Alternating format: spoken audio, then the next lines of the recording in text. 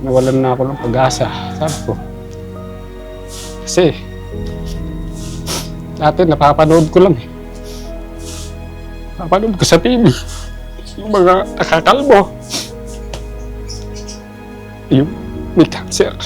Kasi bata pa ako eh. Marami pa akong gustong gawin eh.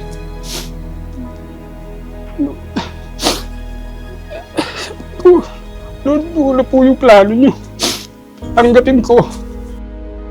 Kayo na pong bahala sa mga anak ko.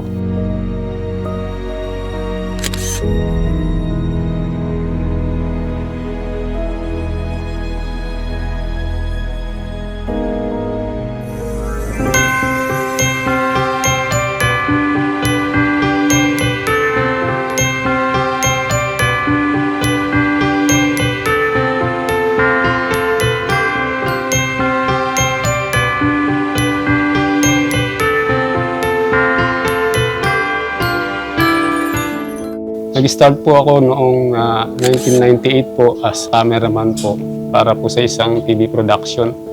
Yan, naging tuloy-tuloy po yun ang trabaho.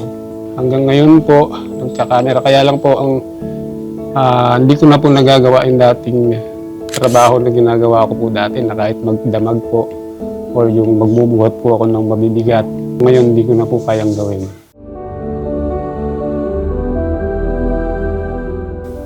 Dahil po, iyak ako.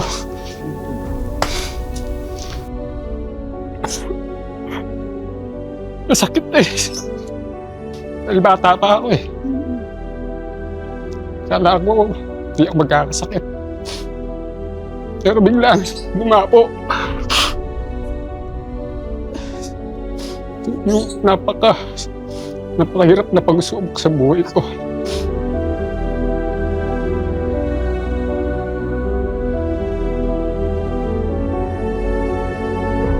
Na-diagnose po ako na may lymphoma, cancer, stage 4 na po.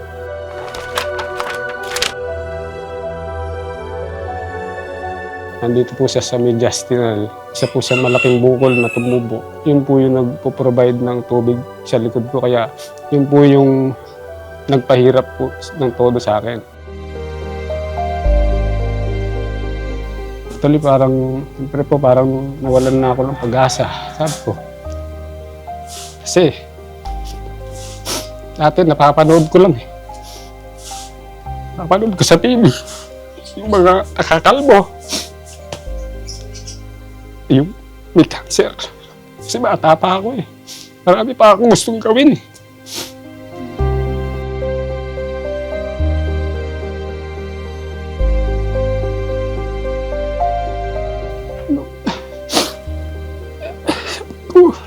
Lord, wala po yung plano nyo. Tanggapin ko.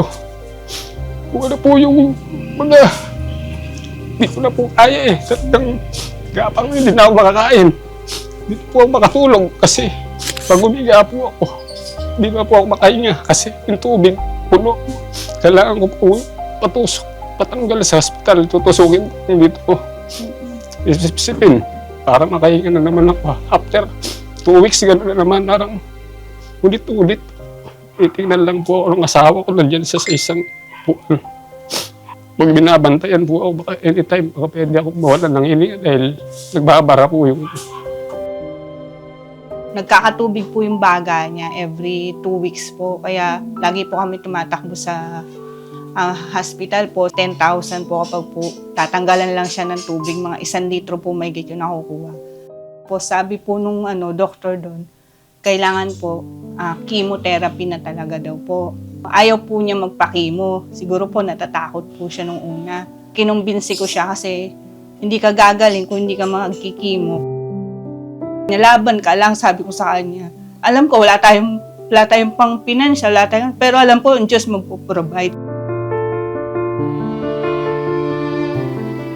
Parang hindi pa po ako agad pumayag dahil ako po, wala po talaga akong kaipon-ipon sa bangko. Kasi po yung sweldo ko, dumadaan lang po sa mga anak ko dahil nag-aaral pa. Hindi ko alam kung saan sila kukuha ng tustos. Kaya sabi ko, hindi ko po kaya magbayad.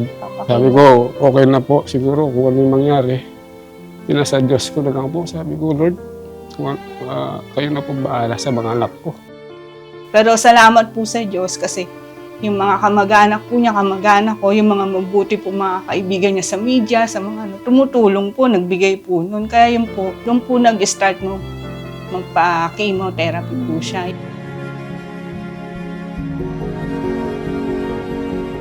Tawa po ng Diyos nung nakimo po ako, medyo nagkaroon po ako ng parang bagong lakas. Actually, 2 years na po ako naggagamot. Hanggang ngayon po, meron pa po akong chemo every 2 months po. Dahil yung pong aking lymphoma hindi pa po totally na-clear. O paano niyo po napag-desisyonan na magtrabaho na po ulit? May time po talaga na walang-wala na po kami magastos. Sabi ko, nausap ko po yung boss ko. Sabi ko, ma'am, pwede po ba akong pumasok ulit? Kasi wala na po talaga. Sinubukan ko pong mag-alaga po ng mga pangitik doon. Kasi wala din po lugi lang din. Tapos nung sinabi po ng boss ko na kaya mo na ba? Pinilit ko po sarili ko. Sabi ko, Lord, kaya ko to. Tulungan niyo po ako na makayanan para po yung mga anak ko matuloy po yung pag-aaral.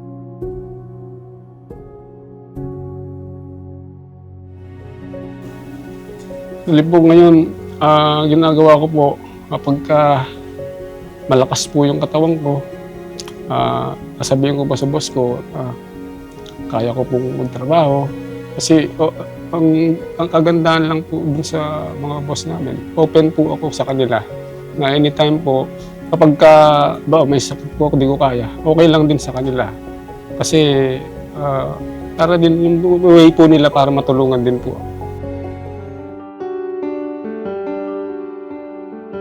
Hindi naman totally malungkot po kasi nakasama naman namin yung pamilya namin. Pero yung in terms po na yung mag-aanda kami na carbo, yung meron kang handa dyan na tsibena, hindi na po namin nagawa mga nakaraang Pasko dahil po nga po, wala po kami hihanda. Unang-una po, yung papapasko namin, iaano ko na lang. Ibibili ko na lang ng mga vitamins ko, gamot ko.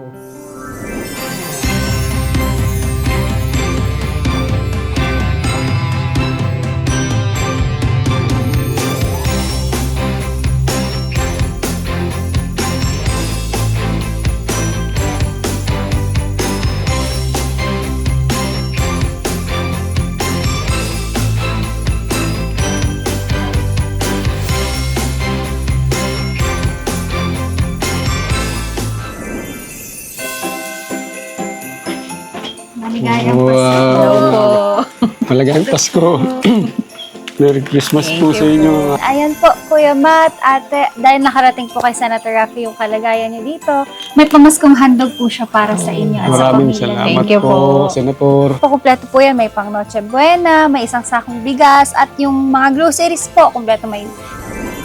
Hindi lang po dyan nagtatapos yung regalo ni Senator Raffy Tulfo ngayong Pasko dahil meron pa po siyang binigay na 50,000 pesos po para sa inyo.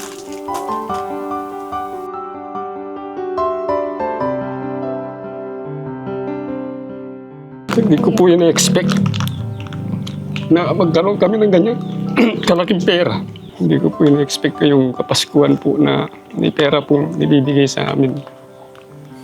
Gano'ng kalaking tulong po ba itong 50,000 pesos po na binigay ni Senator Raffy? Malaking-malaki po tulad po ng mga pambili ko po ng gamot, yung mga pang laboratories ko po kasi every time po, from time to time po kailangan check yung dugo ko. Tapos po yung mga, ang kailangan din po ng mga bata sa school. Opo, kasi hindi po namin na-expect po na bibigyan po kami. Kasi po, dami pong nangangailangan pero napakaswerte po namin. Isa po kami sa napili. Kaya maraming salamat po. 1, 2, 3.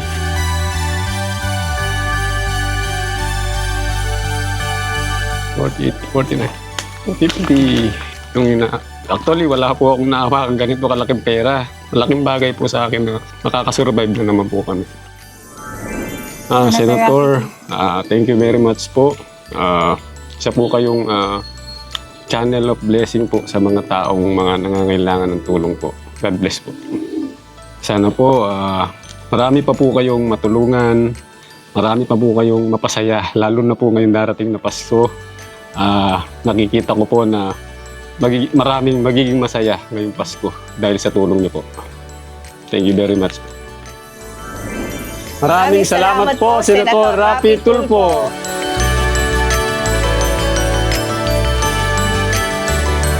Maligayang Pasko po.